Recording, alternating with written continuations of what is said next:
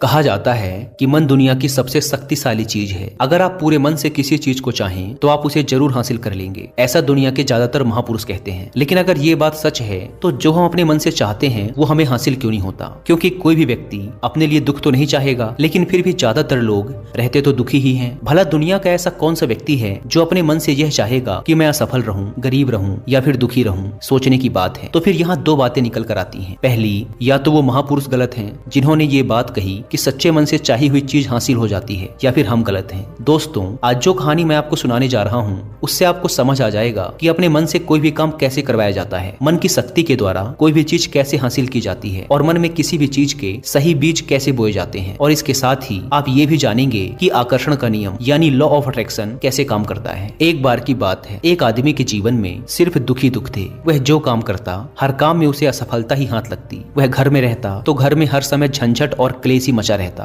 वह किसी से मदद मांगता तो कोई भी उसकी मदद करने को तैयार नहीं होता। बस चारों तरफ से हताशा और निराशा ही उसके हाथ लग रही थी। उसे ऐसा लग रहा था जैसे चारों तरफ से दुखों का पहाड़ उस पर ही टूट पड़ा है। उसे समझ नहीं आ रहा था कि मैं इन दुखों से पार कैसे पाऊं। वह दिन रात बस यही सोचता रहता कि मैं अपने इन दुखों से छुटकारा कैसे पा सकता हूं। इसी कारण से वह रात में ठीक से सो भी नहीं पाता था। उसकी आंखों के नीचे बड़े बड़े काले घेरे बन गए थे और बाल भी झड़ने लगे थे। हर समय चिंता करने की वजह से उसका स्वभाव काफी चिड़चिड़ा और शरीर बहुत कमजोर हो गया था। कभी कभी तो उसके मन में आत्महत्या करने के विचार भी आते थे, लेकिन अपने परिवार के बारे में सोचकर वह यह कदम नहीं उठा पाता था। अपनी परेशानियों से वह इतना परेशान हो चुका था कि उसने एक दिन यह निर्णय किया कि वह अपने इन सभी दुखों से छुटकारा पाकर ही रहेगा, चाहे इसके लिए उसे कुछ भी करना पड़े, कितनी ही मेहनत करनी पड़े वह करेगा, लेकिन अपने दुखों से छुटकारा पाकर ही रहेगा। इसी विचार के साथ एक दिन उसने अपने एक मित्र से पूछा कि मैं अपने जीवन को खुशहाल कैसे बना सकता हूँ। उसके मित्र ने सुझाव दिया कि तुम किसी बाबा के पास जाओ। बाबाओं के पास ऐसा मंत्र होता है जिससे सारे दुख खत्म हो जाते हैं और जीवन खुशियों से भर जाता है। वह धन संपदा भी हासिल हो जाती है। बस तुम किसी ऐसे बाबा को ढूंढ लो और तुम्हारा काम हो जाएगा। उस आदमी के मन में यह बात अंदर तक बैठ गई कि अब कोई बाबा ही मेरी समस्याओं का समाधान कर सकता है। इसीलिए अब से उसे जिस भी बाबा के बारे में पता चलता वह उसके पास पहुंच जाता और अपनी सारी समस्या बताकर उसका समाधान पूछता और कहता, बाबा मैं कुछ भी करने को तैयार हूँ, आप जो कहेंगे मैं सब करूंगा, बस आप मुझे मेरे दुखों से छुटकारा दिलवा दें। बाबा उसे कुछ उपाय बता देते और कहते, इस उपाय को करने के बाद तुम्हारे घर में सुख शांति बनी रहेगी, लेकिन याद रहे इस उपाय को पूरे नियम के साथ करना। इन उपायों के बदले बाबा उस आदमी से अच्छी खासी दान दक्षिणा ले लेते। वह आदमी पूरे नियम विधि के साथ उन उपायों को करता, लेकिन बहुत से उपाय करने के बाद भी उसके जीवन में कोई बदलाव नहीं आ रहा था। इसके विपरीत बहुत से बाबाओं को दान दक्षिणा देते देते उसका धन भी खत्म होने लगा था, जिससे उसकी मुसीबतें और भी बढ़ने लगी थी। उसने सोचा, इन बाबाओं के पास जाने से तो मेरी मुसीबतें और बढ़ने लगी हैं, तो क्या करूं? इन बाबाओं के पास जाऊं या इनके पास जाना ही बंद कर दूं? फिर एक दिन उसे एक आदमी ने सलाह दी कि तुम अपने घर में किसी अच्छे पंडित को बुलवाकर हवन करवाओ, पूरे विधि विधान से मंत्रोच्चारण करवाओ। इससे घर में जो भी नकारात्मक ऊर्जा होगी वह भाग जाएगी और घर में सुख शांति आएगी। उस आदमी के दिमाग में यह बात अच्छे से बैठ गई और उसने एक पंडित को अपने घर बुलवाकर हवन करवा लिया। हवन अच्छी तरह से संपन्न हुआ और उस व्यक्ति ने पंडित को अच्छी खासी दान दक्षिणा देकर खुशी खुशी अपने घर से विदा किया। हवन करने के कुछ महीने बाद तक उसके घर में सब कुछ ठीक चल रहा था। घर में सुख शांति भी बनी रही और उसके छोटे छोटे रुके हुए काम भी पूरे होने लगे। लेकिन कुछ महीनों बाद फिर से वही पुरानी वाली स्थिति वापस लौट आई। उस व्यक्ति को महसूस हुआ कि उसके जीवन में अब भी कोई महत्वपूर्ण बदलाव नहीं आया है। अब वह आदमी पूरी तरह से दुखी हो गया, पहले से भी ज्यादा परेशान रहने लगा। अब तो उसे लगने लगा था कि मेरे जीवन से दुख कभी खत्म ही नहीं होंगे। यही सब सोच सोच कर उसका बुरा हाल हो गया था। फिर एक दिन उसे अपने मित्र से एक ऐसे बाबा के बारे में पता चला जो समाधान बताने के बदले कोई दान दक्षिणा नहीं लेते। उस व्यक्ति ने सोचा, यह बाबा तो दूसरे बाबाओं से अलग हैं, क्योंकि यह तो कोई दान दक्षिणा ही नहीं लेते, और अगर यह कोई दान दक्षिणा नहीं लेते तो जरूर ये कोई सिद्ध बाबा ही होंगे। यही सोचकर वह उन बाबा के पास पहुंच जाता है। वहां पहुंचकर वह देखता है कि बाबा ध्यान कर रहे हैं, इसीलिए वह वहीं चुपचाप बैठकर बाबा के ध्यान से बाहर निकलने का इंतजार करने लगता है। थोड़ी ही देर में बाबा की आंखें खुलती हैं और वो अपने सामने एक दुखी और परेशान व्यक्ति को बैठा पाते हैं। व्यक्ति की शारीरिक और मानसिक हालत को देखकर बाबा को यह समझते देर नहीं लगी कि यह व्यक्ति अपने जीवन से कितना परेशान है। बाबा ने उसे संबोधित करते हुए कहा, बच्चा, बाबा के पास कौन सी समस्या लेकर आए हो? किस बात से परेशान हो तुम? उस व्यक्ति ने कहा, बाबा मैं अपने जीवन के दुखों से बहुत ज्यादा परेशान हूँ। मैंने अपने दुखों को कम करने का बहुत प्रयास किया, हर वो काम किया जो किसी बाबा ने मुझसे करने को कहा, हर वो तरकीब अपनाई जो किसी व्यक्ति ने मुझसे कही, लेकिन मेरे जीवन के दुखों में कोई कमी नहीं आई। इसके विपरीत मेरे दुखों में और बढ़ोतरी हो गई। बाबा मुझे समझ नहीं आ रहा कि मैं क्या करूं। कभी कभी तो लगता है कि आत्महत्या कर लूं, लेकिन अपने परिवार के बारे में सोचकर यह कदम नहीं उठा पाता। बाबा मैंने आपके बारे में बहुत सुना है और बहुत उम्मीद के साथ आपके पास आया हूँ। कृपया मुझे कोई ऐसा तरीका बताएं जिससे मुझे अपने दुखों से छुटकारा मिल जाए। मैं अपने दुखों से छुटकारा पाने के लिए कुछ भी करने को तैयार हूँ। आप मुझे कोई भी रास्ता बताएं, चाहे वह रास्ता कितना भी कठिन क्यों ना हो, मैं उसे पार करके रहूंगा। बाबा ने महसूस किया कि ये आदमी तो सच में बहुत परेशान है। बाबा ने उसकी बात सुनकर कहा कि बच्चा, दुखों को दूर करने के लिए मंत्र ऐसे ही नहीं मिल जाते, उन्हें पाने के लिए कुछ करना पड़ता है। क्या तुम कुछ कर सकते हो? बाबा के मुंह से ऐसी बात सुनकर पहले तो उस व्यक्ति को लगा कि ये बाबा भी अब मुझसे दान दक्षिणा ही मांगेंगे, लेकिन उसके पास और कोई रास्ता नहीं था। इसीलिए उसने कहा, बाबा आपको जितनी भी दान दक्षिणा चाहिए मैं देने के लिए तैयार हूँ, लेकिन आपका मंत्र सच्चा होना चाहिए, सफल होना चाहिए और मुझे उसका फल भी मिलना चाहिए। उसके बाद आप जितनी भी दान दक्षिणा मांगेंगे मैं सब दे दूंगा। बाबा ने मुस्कुराते हुए कहा, दान दक्षिणा तो बहुत छोटी सी चीज है, मैं तुमसे इतनी छोटी चीज नहीं मांगूंगा। इस पर वह आदमी थोड़ा सोच विचार करके बोला, बाबा मैं अंगारों पर भी चलने को तैयार हूँ, बस आप मुझे आज्ञा दीजिए। बाबा फिर मुस्कुराए और बोले, अंगारों पर चलने जैसे छोटे और तुच्छ काम भी मैं तुमसे नहीं करवाने वाला। मैं जो तुमसे करवाने वाला हूँ वह एक बहुत कठिन मंत्र है, क्या तुम उसे पूरा कर पाओगे? उस आदमी ने कहा, बाबा आप मुझे बताइए तो सही कि करना क्या है, मैं कुछ भी करने को तैयार हूँ। तब बाबा ने कहा, जब तुम यहाँ से अपने घर वापस जाओ तो रास्ते भर अपने मन में यह दोहराते हुए जाना कि मैं सुखी हूँ, मैं सुखी हूँ, मैं सुखी हूँ। बार बार अपने मन में इसी मंत्र को दोहराना, लेकिन याद रहे यह मंत्र जुबान में नहीं आना चाहिए, सिर्फ मन में ही इसे दोहराना है। यह सुन वह व्यक्ति बोला, बाबा बस इतनी सी बात, यह काम तो मैं चुटकी बजाते कर लूंगा, लेकिन इन शब्दों को दोहराने से होगा क्या? बाबा ने कहा, बस तुम इस मंत्र को पूरा करो, वैसे भी तुमने कई बाबाओं के मंत्र किए हैं तो इस मंत्र को भी करके देख लो।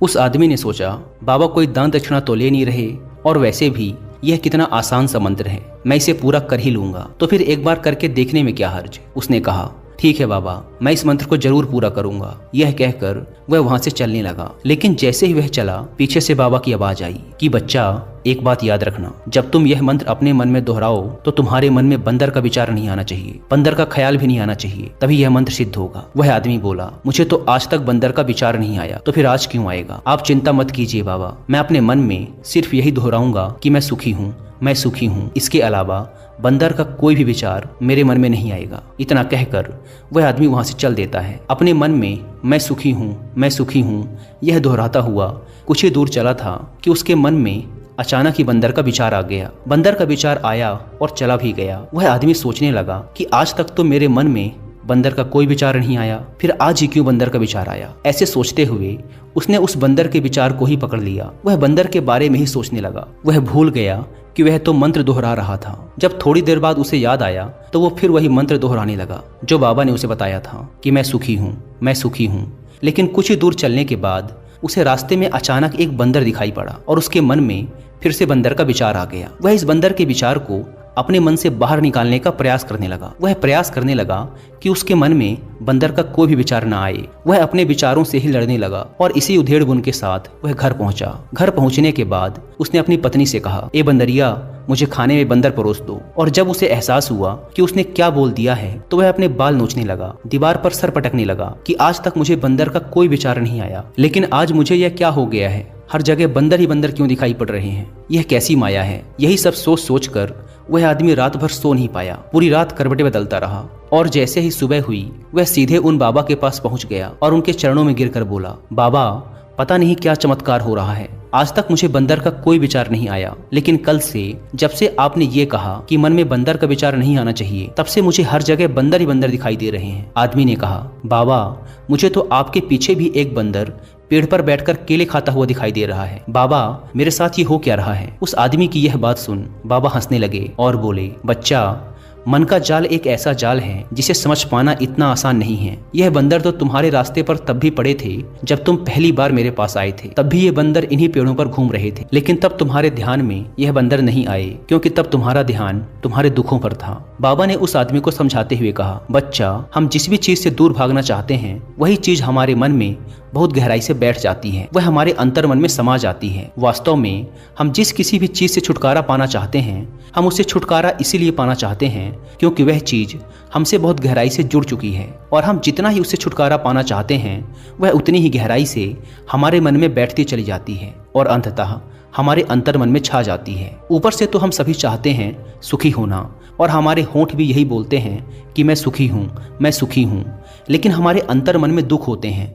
हमारे विचारों में, हमारे मन में हमें दुखी दिखाई देते हैं। हम अंदर से दुख के विचार ही पैदा कर रहे होते हैं। इसीलिए सिर्फ मुंह से यह बोलने से कि मैं सुखी हूँ, मैं सुखी हूँ, हम सुखी नहीं होने वाले जब तक इस मंत्र का हमारे अंतर मन में प्रवेश नहीं होता और हम अंदर से सुख के विचार पैदा नहीं करते। यह सुन आदमी ने पूछा, लेकिन बाबा, इस मंत्र का हमारे मन में प्रवेश कैसे होगा?